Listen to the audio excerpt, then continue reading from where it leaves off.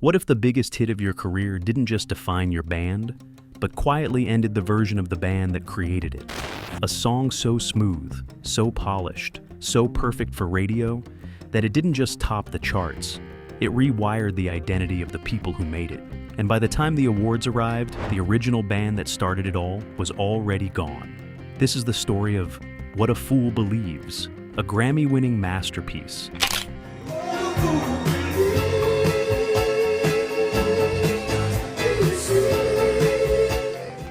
A defining moment in soft rock history, and the song that split the Doobie Brothers into two eras, before anyone even realized the change had already happened.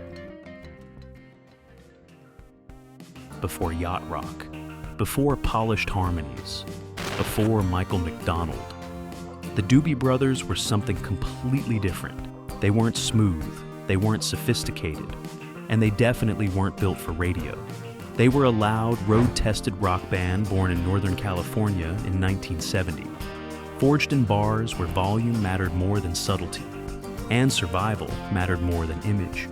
In those early days, nobody was talking about legacy. They were talking about getting through the night. The band's lineup, Tom Johnston, Patrick Simmons, John Hartman, Dave Shogren, wasn't chasing fame yet. They were chasing gigs, anywhere that would take them. Bars, clubs, biker hangouts, back rooms where the floor shook and the crowd didn't care who you were until you proved it. And one of their most infamous early proving grounds was Chateau Liberté in the Santa Cruz Mountains, a place where motorcycles were parked inside, where crowds didn't politely listen, they reacted, sometimes violently. If you couldn't control the room controlled you. Night after night, the Doobie Brothers learned how to win. And that pressure shaped everything. Fast guitars, heavy rhythm, songs that hit like instinct, not calculation. Out of that environment came early breakthroughs like Listen to the Music, China Grove, and Long Train Runnin'. It wasn't art in the traditional sense, it was momentum turned into sound, and it worked. The band was rising fast, but success has a hidden cost. It doesn't just reward who you are, it starts asking who you're becoming. By the mid-1970s, something was changing inside the group. Not publicly, not dramatically, but unmistakably. Tom Johnston represented the original identity, raw, driving rock energy. Patrick Simmons leaned more melodic, more flexible. And then something new entered the room, entirely. Michael McDonald. At first, he wasn't a replacement for anything. He was an addition, backing vocals, keyboard textures, small contributions that didn't seem like they would redefine anything. But that's how change usually starts, quietly, subtly, without permission. And then reality stepped in. Tom Johnston's health problems forced him off the road. Touring demands increased pressure on the band. And suddenly, McDonald wasn't just contributing anymore. He was filling space. Space the band didn't realize would reshape its entire identity. And slowly, without any official decision, the Doobie Brothers began splitting into two directions. One still rooted in guitars, grit, and bar band energy. The other drifting towards soul, jazz harmony, and studio precision. Neither version had fully won, but both were now real, and both were pulling in different directions. Michael McDonald brought in something that had been sitting inside him for years. A song co-written with Kenny Loggins. A song that didn't come from the road.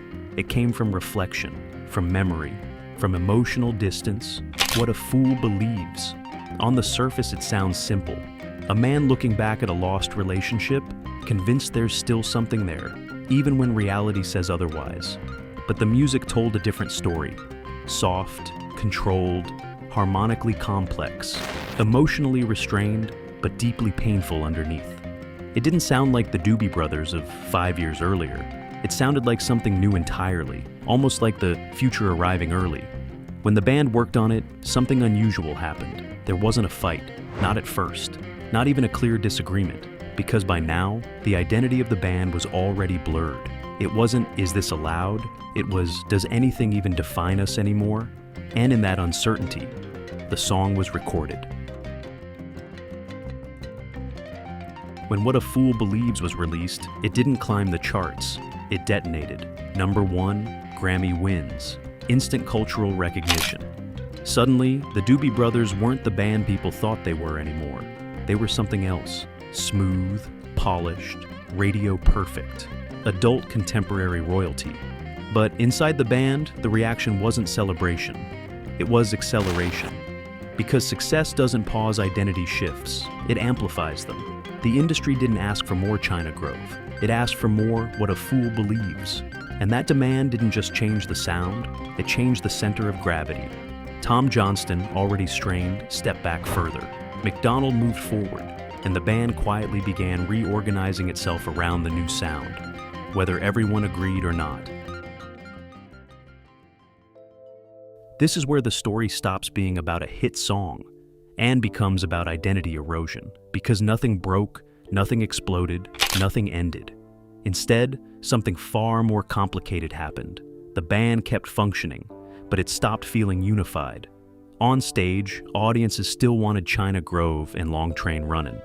In the studio, everything pointed toward McDonald's sound. Smooth harmonies, soul-influenced arrangements, carefully constructed emotion. Every new success widened the gap between two versions of the Doobie Brothers, the road-tested rock band that survived chaos, and the polished studio machine dominating radio. And both versions could not coexist forever.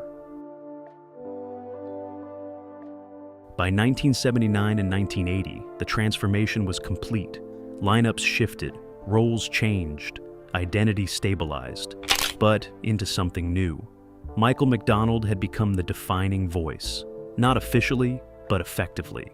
The Doobie Brothers weren't disappearing. They were evolving into something more commercially powerful than ever before. But evolution always has a cost, because what gets left behind doesn't vanish cleanly. It lingers. The raw energy, the guitar-driven identity, the original heartbeat of the band.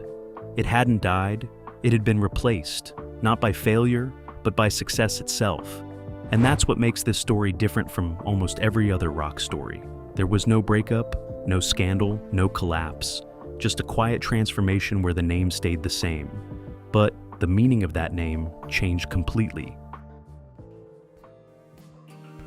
Today, What a Fool Believes is still one of the defining songs of its era, a perfect example of soft rock craftsmanship, a radio staple that still plays decades later, and one of the most important recordings in the Doobie Brothers' history. But its legacy is complicated, because it didn't just represent success, it marked a turning point, a moment where a band stopped being one thing and became another, not through conflict, not through collapse, but through evolution happening too successfully to stop. The Doobie Brothers didn't fall apart, they changed. And What a Fool Believes is the moment that change became permanent. Most bands are remembered for how they end, but the Doobie Brothers are remembered for something stranger, the moment they became unrecognizable, while at the peak of their power. And it all happened inside a single song, a perfect song, a defining song, a song that didn't ask permission and changed everything anyway. What's your memory of the Doobie Brothers? Drop it in the comments and don't forget to like and subscribe for more stories from rock's greatest era.